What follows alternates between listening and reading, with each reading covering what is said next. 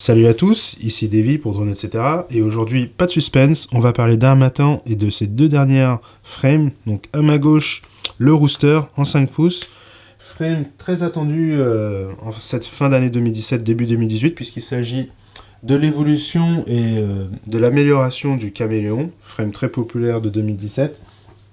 Et à ma droite, le Mongoose, qui est, on va dire, une nouvelle frame, même si elle n'est pas ultra innovante, puisqu'il s'agit d'une frame essentiellement inspirée de l'Hyperlite Floss V2. Donc concept de frame très légère, dans les 60, 64, 67 grammes, je crois. Avec assez moins de pièces, des frames très orientés racing et qu'on peut éventuellement casser, remplacer un peu plus facilement. Donc on va commencer tout de suite par le Rooster.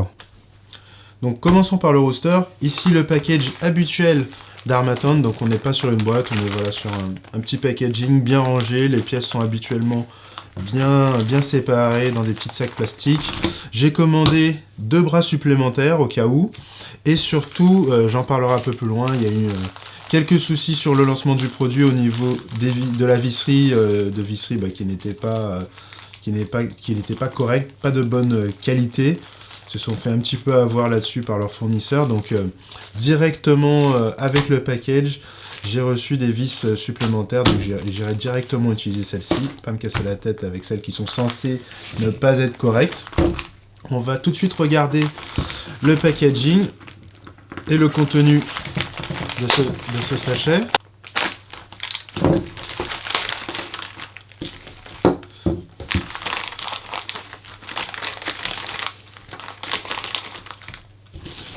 Hop. Ok. J'ai déballé les différentes pièces de la frame rapidement. Donc qu'est-ce qu'on a? On a les 4 bras, ici, 4 mm d'épaisseur. Donc c'est plutôt bien fini. Ils ont changé un petit peu le design du bord. Avant c'était assez simple, voilà, juste un arrondi, donc c'est quelque chose. Ils sont partis sur quelque chose d'un peu plus travaillé, c'est sympa. On a 4 amortisseurs en mousse qu'on vient mettre comme ici sous la frame pour amortir lors des atterrissages, lorsqu'on atterrit bien dans le bon sens. Tout le nécessaire de visserie. Toutes les différentes vis sont bien séparées les unes des autres, donc même si elles ne sont pas numérotées, il n'y a pas de risque de s'y perdre, etc. Là, c'est du spare que j'ai commandé, que j'ai profité d'en prendre en plus, puisque on peut remplacer les bras. Comme je le disais, lors du lancement, les premières frames, ils ont eu des soucis au niveau de la visserie qui n'était pas de bonne qualité, qui ne correspondait pas à ce qu'ils avaient demandé. Donc, j'ai directement reçu un petit sachet avec des vis supplémentaires. Je pense qu'il faudra remplacer par toutes ces vis-là, toutes les vis blanches, il faudra les remplacer par celle-ci. On a l'une des grosses spécificités de la frame, donc la cage qui n'est plus en aluminium mais en titane. Donc on a 2 pièces comme ça usinées, je crois dans la masse en titane, donc qui sont en titane poli, donc qui sont plutôt jolies. J'aime bien le titane aussi sablé, mais bon, je pense que c'était peut-être plus simple à réaliser, en sachant qu'on peut teindre du titane dans la masse, mais ça casse la garantie. Harmattan ne prend pas en charge si on a teinté, puisqu'en fonction de la manière dont on le fait, on aurait pu peut-être limiter la solidité du titane. On a ici les 2 petites pièces qui viennent à l'arrière, qui viennent fermer la frame à la place de cette unique pièce. Maintenant, on va en avoir 2 là, comme ça. Voilà. On reste sur la même taille, la même hauteur de frame, donc du 20 mm de hauteur, donc d'espace aussi pour la stack. On a maintenant la bottom plate et la main plate, puisqu'il y a qu'une plate, il n'y a pas de format sandwich qu'on peut retrouver sur les frames type Alien, avec une première frame, les bras qui viennent, et une deuxième plaque en carbone qui vient serrer tout ça. Là on est sur une seule, les bras viennent se mettre dessus, on les serre et puis voilà. Donc, évidemment la grosse nouveauté c'est qu'on n'est plus sur une frame unibody, donc une seule plaque de carbone découpée pour faire les bras et le corps de la frame, mais on est sur des pièces séparées, donc théoriquement qui permettent une meilleure rigidité des bras puisqu'on peut les couper dans le sens du carbone. Et surtout, on peut changer les bras lorsqu'on les casse. Tandis que là, même si on a la garantie Harmattan, lorsqu'on casse un bras, on a tout le quad qui est immobilisé. Il faut attendre 2 bonnes semaines quand même pour être livré d'Harmattan qui livre de Taïwan. Donc 2 semaines, c'est 2 semaines qu'on passe à ne pas voler. Évidemment, si on a d'autres quads, c'est pas un souci, mais c'est toujours chiant au départ. Et puis si on aime bien son quad, de ne pas pouvoir le voler, c'est chiant. Donc quoi d'autre? Un strap. On a 2 petits tubes pour les antennes, donc c'était pas fourni avec, donc c'est sympa. Donc ces 2 petits tubes vont, je pense qu'il faut les couper bien évidemment, pour pas qu'ils soient trop longs. Ils vont venir comme ça, donc cette pièce-là vient à l'arrière de la frame, elle vient tenir l'antenne VTX et ces 2 petits, ça ressemble à une espèce de tétine, ces 2 petites tétines, voilà, en silicone ou en matière un peu souple, vont venir comme ça. On va rentrer les tubes à l'intérieur et en même temps ça va absorber un petit peu les vibrations, les chocs. On continue donc ici la top plate avec la mousse, donc la mousse qui n'est pas encore installée. On a la pièce ici, je crois que cette pièce là vient solidifier le montage. Je crois qu'elle se monte comme ceci en dessous, voilà, qui vient solidifier le montage de ces 2 pièces là. Et je crois que enfin ces 2 pièces là viennent en ajout rigidifier la tâche entre 2 bras. Au cas où on ait les 2 bras qui bougent un petit peu, on fixe chaque bras et en plus on fixe cette pièce aux 2 bras, comme ça fait un peu office de barre anti-traction comme on peut avoir un peu sur les voitures. Le strap, je pense que j'en ai déjà parlé, voilà. Et évidemment, ce qui est toujours sympa avec Harmattan, je trouve, on a une notice. Donc pour chaque étape, on a le nombre de pièces, la description de la pièce nécessaire ainsi que le nombre. Donc je pense que c'est difficile de se tromper. Les schémas sont plutôt clairs, voilà, une vue bien explosée, on voit bien les pièces qu'il faut utiliser, la numérotation, etc. Étape par étape. Voilà, donc je pense que c'est... Même pour un débutant, c'est parfait. Il y a beaucoup de frames, même des frames, que ce soit des frames de chez Banggood, Real SSC, des clones, ou même du haut de gamme qui arrivent sans aucune explication. C'était le cas pour l'Astro X, ce que j'ai pas mal, ce qui m'a assez déplu quand même, pour une frame qui coûte 100 €. Donc voilà, c'est juste une feuille de papier, mais voilà, ça fait son job. Donc je vais faire un montage à blanc pour vérifier que tout ça semble bien, qu'il ne me manque rien. Donc voilà, le montage à blanc du caméléon est terminé.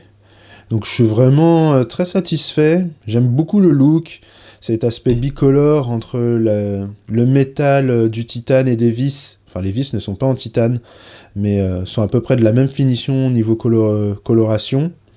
Et la couleur du carbone, c'est vraiment joli. Je trouve que ça fait un peu plus pro, un peu mieux fini. Donc là-dessus, j'ai tout monté.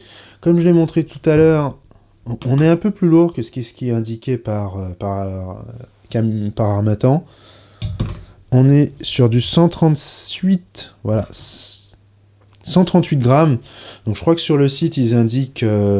125, environ 125 grammes, on est quand même 10 grammes de plus, même si j'ai laissé les vis qui font 1,6 cm de hauteur, donc elles pèsent certainement à elles 3 grammes, mais on est quand même à 10 grammes de plus, et j'ai mis juste ce qui est donné dans la frame, j'en ai pas mis plus pour l'instant, donc bon voilà, on a un petit delta. C'est pas bien grave, c'est une frame freestyle de toute manière, on va mettre une GoPro, ça sera lourd de toute façon, on sera dans les 500-600 grammes.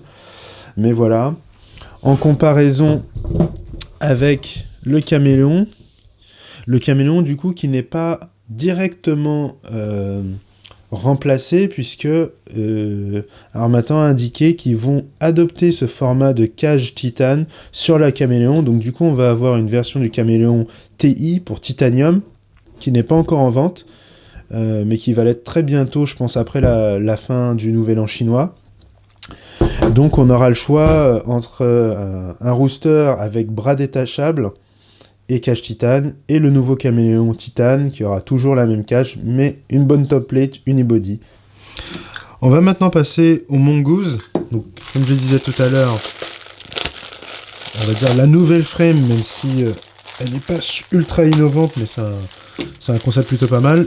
Le point que j'ai trouvé intéressant, c'est aussi son prix. Hein. Elle est à 38 $, donc avec le cours actuel, ça faisait un peu moins de 35, 34, 35 euros.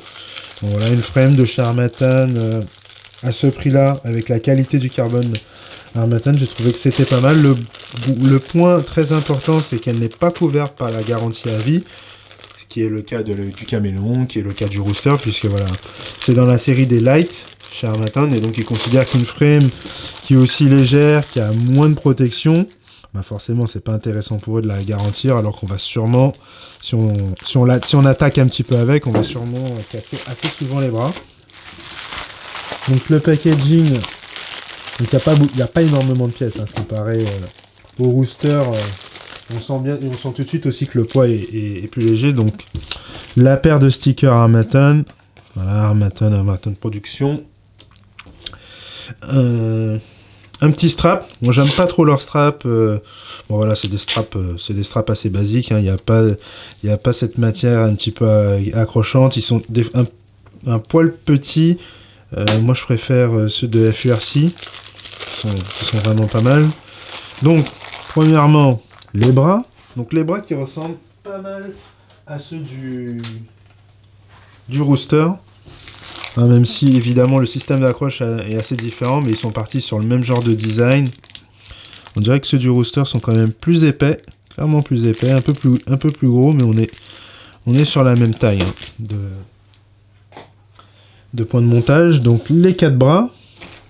Ici on a donc les deux entretoises de montage. Donc le petit point novateur, c'est qu'au lieu d'utiliser des pièces imprimées en 3D comme la plupart des frames, comme sur l'Hyperlight Floss, vu leur connaissance de l'aluminium, ils ont fait un stand-off qui a directement l'accroche pour la cam au format micro intégré. Donc je sais pas si c'est une bonne ou une mauvaise chose, parce qu'en même temps les petites pièces en CPU permettent d'absorber un petit peu les vibrations de la frame par rapport au retour vidéo. Ben là c'est directement, là c'est du dur, vissé dans la frame, etc. Donc si la frame a des vibrations, on va tout de suite le ressentir au niveau du retour caméra FPV. Donc on aura cet effet, soit des petits grésillements, soit ça sera tout simplement assez désagréable à utiliser. Donc tout le nécessaire en termes de visserie. Donc là aussi c'est pareil, c'est bien séparé. Je vois que voilà, on a des vis d'un peu toutes les formes. On a les entretoises. Voilà, on a à peu près tout ce qu'il faut, je l'espère, pour monter la frame. Et donc là, passons aux éléments carbone. Donc comme tout à l'heure, les amortisseurs qui sont toujours au format os de chien chez Harmattan. On va ouvrir ça. Hop. Alors ici, on a, je pense que c'est, voilà.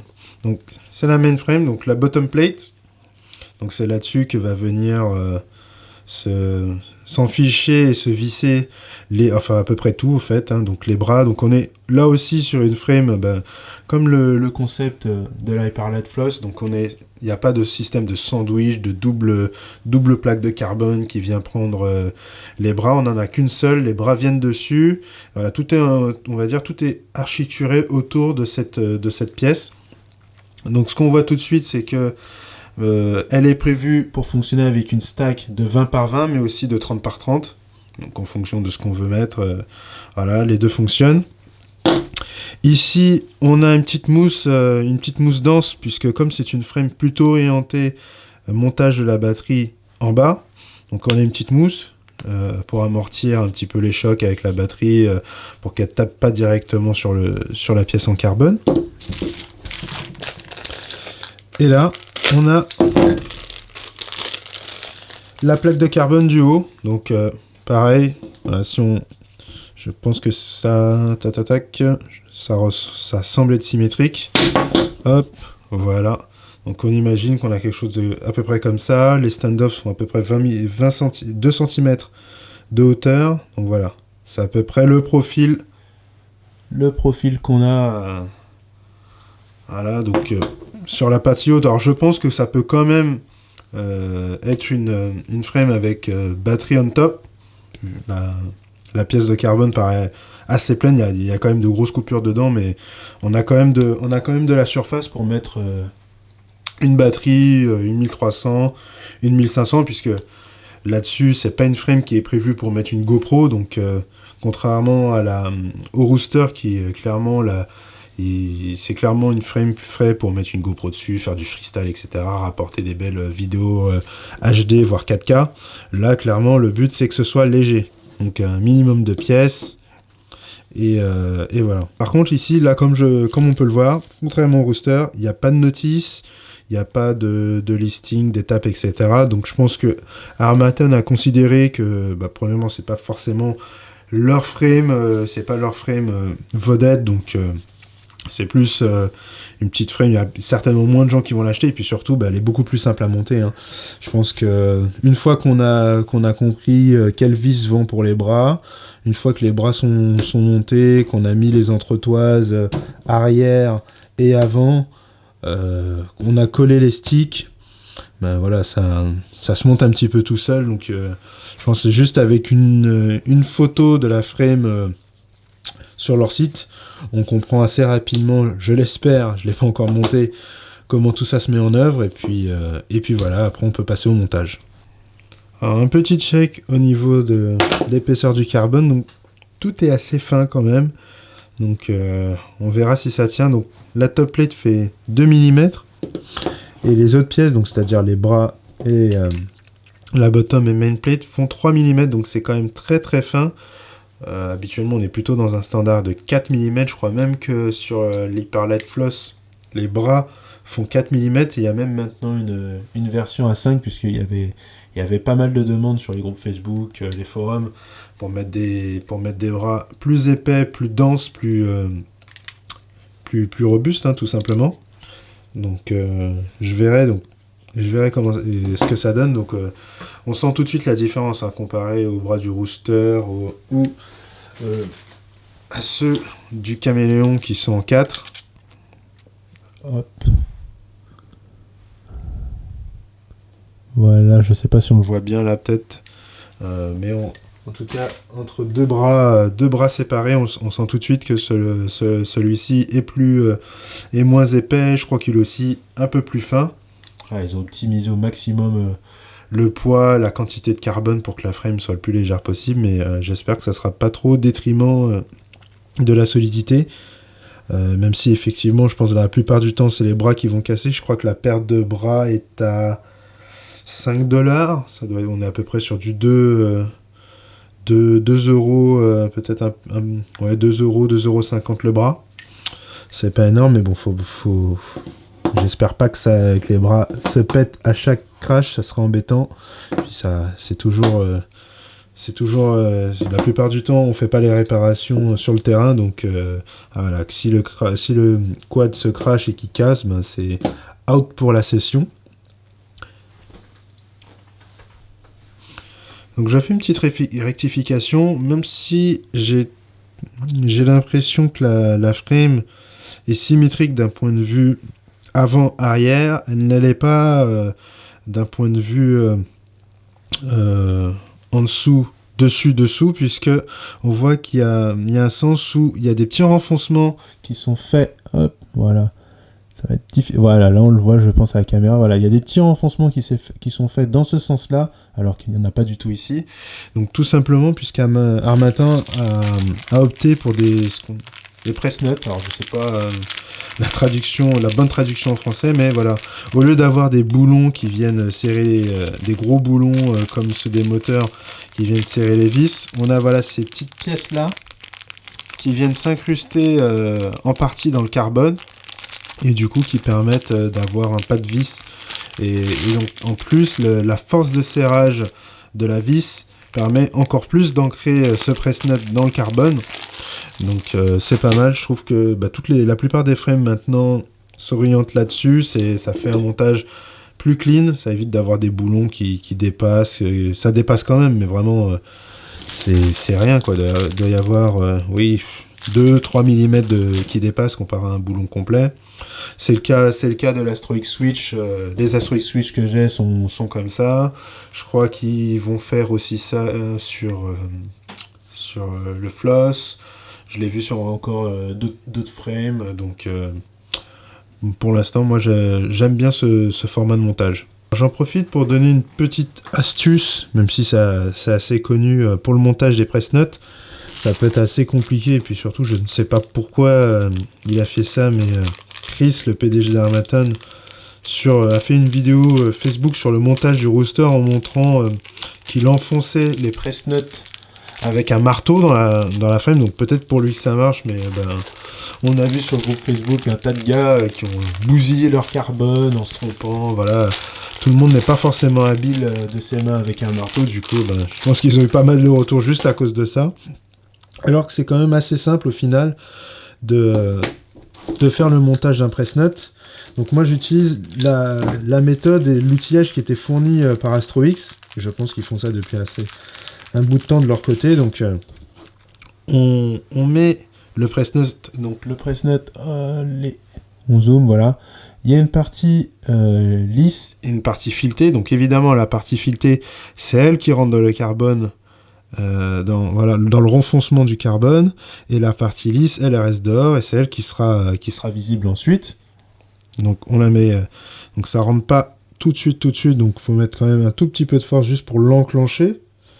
Mais surtout, de toute manière, qu'est-ce qu'il faut de l'autre côté? Voilà, on a une vis avec une bonne grosse tête, voilà, et surtout avec une rondelle pour éviter d'abîmer le carbone, d'entamer le carbone de l'autre côté. Voilà, on met la vis dans ce sens-là. On met le press note ici, et puis tout simplement on va prendre deux tournevis Exa, et en tournant la grosse vis dans le press note, la force de filetage va entraîner le press note à l'intérieur, et en tournant tranquillement, évidemment faut vérifier où est-ce qu'on en est, on va faire entrer le press note sans grande force, sans faire des mouvements à la le marteau. On peut être emmerdé si on a mis un petit coup, si on s'y est mal pris, on a mis le coup pas bien au milieu, ça peut vite mal tourner. Donc voilà comment monter rapidement et facilement des press notes dans une pièce en carbone.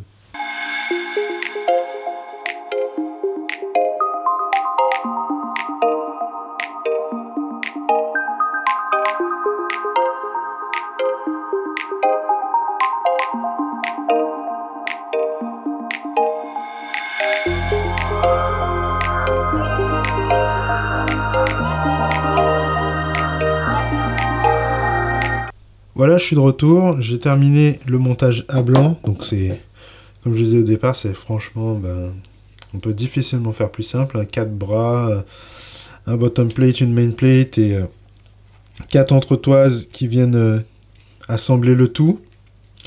Donc voilà, c'est plutôt rapide. Pour l'instant, je l'ai pas encore totalement serré, donc j'ai un peu de jeu, puisque de toute manière, il faut que je démonte le haut pour pouvoir faire l'assemblage et le montage de l'électronique. Donc qu'est-ce qui me reste? Donc j'ai mis aussi les petites mousses. Voilà, je pense que je la testerai en batterie on top ou on bottom. Donc à faire, on va voir si je constate des différences aussi notables que certains le disent au niveau du comportement en vol. Par contre, sur tout ce qui est ces nouvelles vis, donc Harmattan a choisi des vis plates, donc c'est pas les vis qu'on appelle button head ou les vis hop, voilà.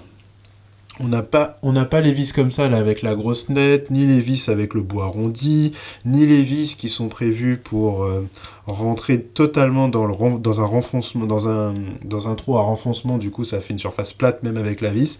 Là, on est sur des vis plates, donc voilà, qui donnent de la surface, mais très peu. Donc c'est pas mal. Je crois que c'est la première fois que je vois une frame avec ça, donc du coup ça évite de creuser de manière supplémentaire le trou, donc affaiblir un petit peu le carbone. Ça dépasse pas autant qu'une vis comme ça, hein. Hop. On voit quand même que... Alors, il faut que je trouve le moyen de bien le... Voilà. Je pense que c'est moitié moins. Ouais, voilà, on est sur moitié moins épais. Donc, niveau profil, c'est plutôt joli. Et puis, bon, voilà. La finition comme ça, vraiment couleur, on va dire métal blanc, c'est pas mal. Ça me donne un petit relief par rapport au carbone. Donc, on va faire la dernière étape, qui est évidemment le poids. Donc, encore une fois, là-dessus, il n'y a pas la visserie pour la stack, il n'y a pas le strap. Le strap, il fait quand même 4 grammes. 4 grammes le strap. Donc, c'est pas à négliger quand même le poids d'un strap par rapport à une... Donc voilà, on a 67 grammes. Donc les 67 grammes, les 67 grammes indiqués par Harmattan, c'est vraiment la frame toute seule. Juste ce qu'il faut pour monter la frame. Donc même le strap, on passe à 71. Si on rajoute les quelques vis, voilà, 72, 73. Donc vraiment voilà, les 67, c'est frame uniquement, de quoi juste monter la frame. Ok, donc maintenant que la frame est montée, ou en tout cas pré-montée, je vais rapidement passer les composants que je compte mettre dessus. Donc en commençant par les moteurs, donc les petits moteurs R40 en 2450 kV, donc ce sont des 22,05. Pourquoi des 22,05 ? C'est déjà premièrement parce qu'ils coûtent pas très cher. Ce build-là, la frame ne coûte pas cher. Je voulais pas non plus mettre des composants ultra chers. Et je veux rester sur un poids assez léger, sans batterie. Donc je vise les 250 grammes. Et ces moteurs pèsent 24-25 grammes chacun. Donc avec les 4 moteurs, on rajoute seulement 100 grammes, alors où 22,07 peut peser jusqu'à 32-34 grammes. Typiquement, sur mon build Switch, les 22,07 3B font 34 grammes, peut-être même 35, donc on est quasiment à 10 grammes de moins par moteur, même s'ils sont moins puissants. Ensuite, au niveau cam FPV, une valeur sûre, la Haro Micro V3 Foxeer, qui était sur ma Switch, que j'ai permuté en achetant le nouveau Micro Predator, qui est effectivement un gros gain, mais bon, pour l'instant je vais pas en acheter non plus, je vais pas remplacer toutes mes cams par le Micro Predator, donc on va mettre ça là-dessus. Au niveau VTX, le Matek, pareil, j'avais celui-ci sur le Switch, j'avais des drôles de lignes au niveau vidéo, donc je l'ai changé par un Unify Pro HV Race. Donc je vais bien tout ressouder pour vérifier si c'est pas ce VTX qui crée des petites interférences. Et puis si c'est le cas, je vais revenir sur un autre Unify. Au niveau récepteur, le XSR M, donc c'est la version en 16 par 16 du XSR, donc il est un peu plus grand que le RXSR qui est le dernier, mais le gros avantage de celui-ci, c'est que on va dire c'est un modèle qui est venu un petit peu qui a pas trop trouvé sa position, qui est sorti entre le XSR et puis le RXSR est sorti quelques mois plus tard. Donc du coup, le bon plan, c'était que sur Banggood, il était soldé à 10 ou 12 $, donc il est revenu à moins de 10 €, alors qu'on a exactement toutes les fonctionnalités du XSR, la même portée, le fil est quand même assez long. On a du S-Bus, du SmartPort, donc voilà. Celui-là, c'est pas mal. Ensuite, au niveau de l'antenne VTX qui va l'accompagner, je vais tester, je pense, le clone des Axi, donc, que j'ai déjà montré dans une précédente vidéo. Banggood, ils se sont pas cassés la tête, hein. Uxi, voilà. Uxi Axi, donc c'est le même form factor, clairement, voilà, c'est le modèle cloné de l'Axi qui est, je pense, l'une des antennes les plus utilisées, surtout sur ce genre de build qui se veut léger, compact, voilà. Concrètement, la plupart du temps, on imprime une petite pièce en TPU à l'arrière comme ça, on essaye de faire tenir l'antenne pour qu'elle ressorte un petit peu comme ça, avec un angle voilà, de 45 degrés à peu près. Et c'est parfait.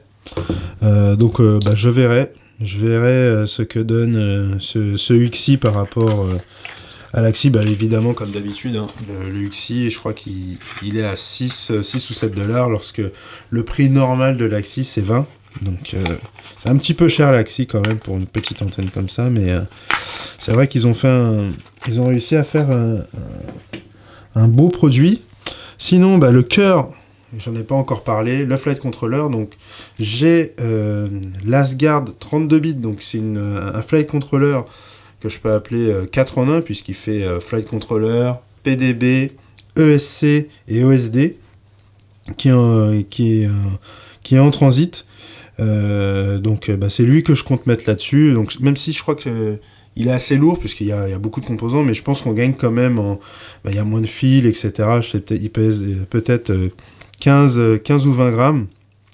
Mais voilà, j'aurais essentiellement une stack à 2 éléments, le flight controller, le récepteur, le VTX, et encore le récepteur, j'ai peut-être un petit peu de place à l'arrière là pour le mettre comme ça. Donc vraiment, même si on est sur du 20 mm, j'aurais même pas besoin des 20 mm, je pourrais même tenir sur 15. Voilà. Donc je ferai une vidéo pour une fois que j'aurai reçu le flight controller, que j'aurai tout soudé, etc., pour vous montrer un petit peu la frame terminée et puis quelques essais en vol. Mais on va dire que c'était l'overview du Harmattan Mongoose et du Harmattan Rooster. Salut à tous!